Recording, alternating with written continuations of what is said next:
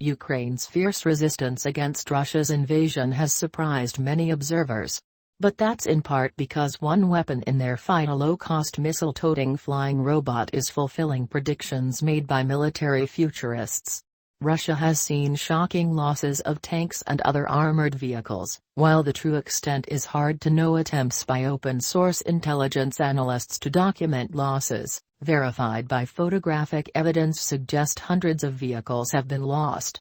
Some 33 of those vehicles, including 2 trains carrying fuel to Russian forces, have been destroyed by a cheap Turkish drone called the Bayraktar TB2. And that's a conservative estimate. The TB2 is an autonomous flying vehicle capable of launching missiles developed in Turkey over the last decade after the U.S. declined to sell the country American-made drones like the Reaper.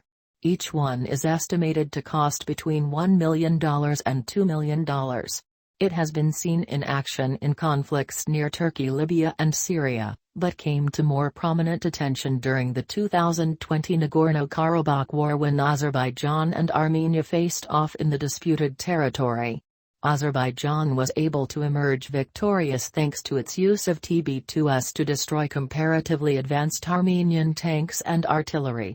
What's clear in that conflict is that a less funded nation can do combined arms warfare. U.S. Army Colonel Scott Shaw told Foreign Policy last year, using the term of art for tactics that employ aerial capabilities alongside infantry and armor, "You don't need something like the United States Air Force, a superbly trained spectacular capability, in order to conduct potentially a local air-to-ground or air-to-air activity that forecast has been playing out in Ukraine." Where many military experts expected Russia's more advanced military to quickly occupy the country, the TB2 has helped Ukraine capitalize on logistical problems that are leaving some Russian convoys stranded. Though the drones are comparatively vulnerable to attacks by fighter jets, helicopters and surface-to-air missiles, thus far they have been able to operate thanks to the surprising failure of Russia to dominate the skies over Ukraine. Military experts still expect that Russia will ultimately seize Ukraine's key cities, likely through the brutal tactics of attacking civilian areas that have characterized Putin's past military actions. If Ukraine's resistance turns into an insurgency, drones could still play part. U.S. strategists have fretted about cheap Chinese drones being used against U.S. forces and meshed in foreign conflicts, and Israel even assassinated a Palestinian electrical engineer thought to be developing drones for Hamas.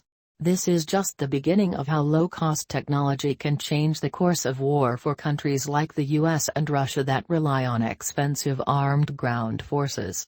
The weapon is even part of Ukraine's information warfare strategy amid the Russian invasion of Ukraine. A small portion of the defender's arsenal has had a disproportionate effect. Ukraine's handful of Director TB2 armed drones.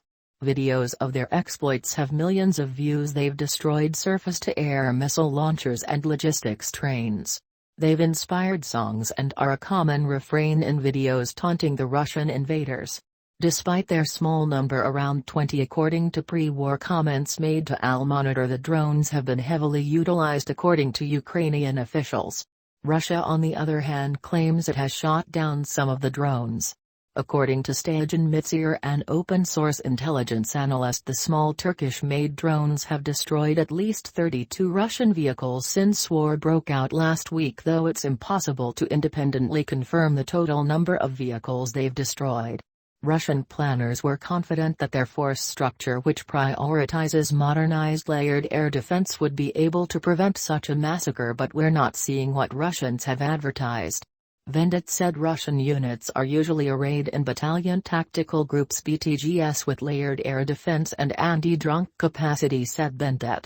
But the forward elements of Russian forces have failed to operate as BTGs in Ukraine, frequently leaving behind their air defense assets in inexplicable fashion. He added, in Ukraine, Russia doesn't seem to display the very tactics, techniques and procedures that it's practiced for years and sought to perfect in Syria to provide adequate cover to its ground forces, he said. Vendet also pointed towards the mythology of the Bayraktar and how Ukraine is winning the information war. For all the Russian military talk about winning information war, they seem to be losing, and the videos of Bayraktars striking what appears to be Russian targets is feeding into that Ukrainian information campaign, he said.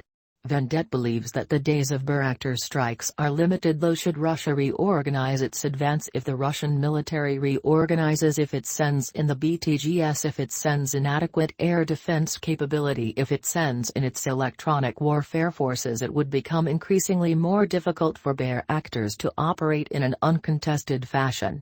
According to other experts and U.S. officials who spoke with Reuters, lies with the conspicuous absence of the Russian Air Force over the skies of Ukraine. Please subscribe and hit the bell icon button for latest updates. Thank you.